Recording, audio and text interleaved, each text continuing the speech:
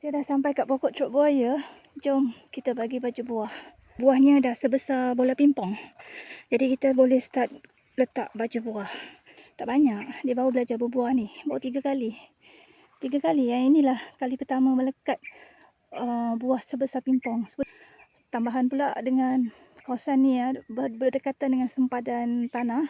Yelah, berluka-berluka kat belakang ni. Kadang-kadang kena serangan nyet.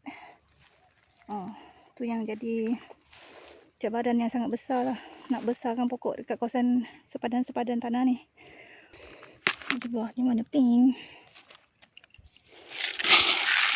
Tetap baik, jangan terlampau banyak. Sebab ini baju kimia, baju buah.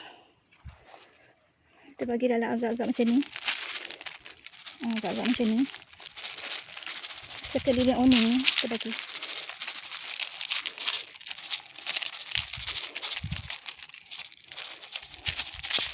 Macam tu. Okay. Okay. Kita dah pegang duri dia.